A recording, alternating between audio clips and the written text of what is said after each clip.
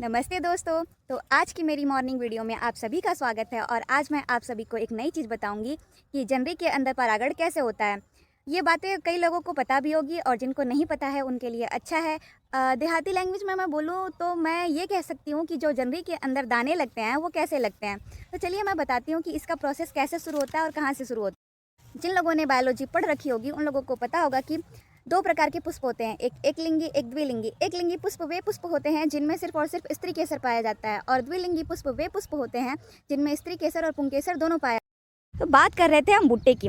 भुट्टे में भी जो पुष्प होता है वो एकलिंगी पुष्प होता है। एकलिंगी पुष्प का मतलब मेल पुष्प अलग होता है और फीमेल पुष्प अलग होता है। आप देखेंगे जो मेल पुष्प होता है ये ऊपर से निकलता है और कहीं ना कहीं ये भी इसका पुष्प ही है।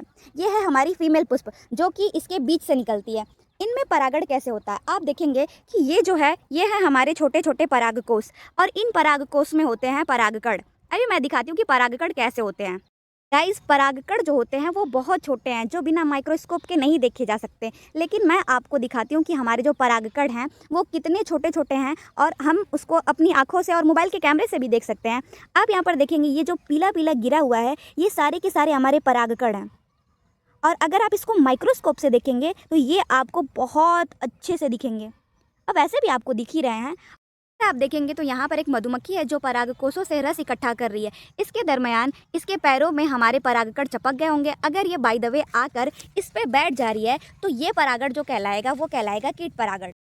जनवरी की ये जो फीमेल पुष्प होती हैं इनमें ये जो बाल होते हैं कहीं ना कहीं ये हमारे वर्तिकाग्र का काम करते हैं, यानी ऊपर से जो हमारे परागकण हैं वो सीधे गिरते हैं यहाँ पर। अब परागण कई प्रकार से होता है, या तो वायु परागण हो जाए या कीट परागण। हवा से जो परागण होता है उसे वायु परागण कहते हैं और कभी कभी किन्हीं किन्हीं पुष्पों में जो परागण होता है वो स्वतः हो जाता है, तो ऐसे परागण को हम लोग स्वपरागण कहते हैं। अभी अगर बारिश हो जाए तो इन पौधों में होने वाला परागण है वो जल परागण कहलाएगा। परागण कई प्रकार के होते हैं, कीट परागण हो गया, पंछी परागण हो गया, जल परागण हो गया, वायु परागण हो गया और सबसे अच्छा होता है हैंड पॉलिनेशन, यानी जो परागण हम खुद करवाते हैं। इसमें क्या होता है, इसमें सारे फूलों में हमारे फल लगते हैं, यानी पैदावार ज़्यादा होती है। तो किसके पास इतना टाइम है यार कि जाके हैंड पॉलिनेशन करवाए, और कुछ लोग करवाते भी हैं ज़्यादा फल का आनंद लेने के लिए। पॉलिनेशन की प्रक्रिया जब पूरी हो जाती है तो इसके अंदर दाने लगते हैं।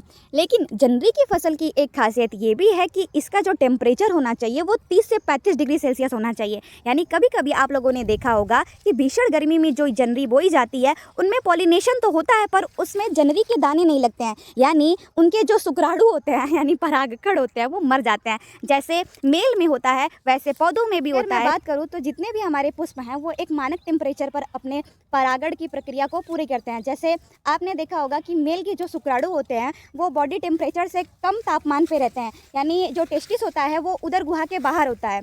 यानी हमारी बॉडी का अगर टेम्परेचर 37 डिग्री सेल्सियस है तो शुक्राणुओं का जो तापमान होता है वो 35 से 30 डिग्री सेल्सियस तक के बीच में होना चाहिए, तभी जो फर्टिलाइजेशन की प्रक्रिया है वो पूरी हो जाएगी।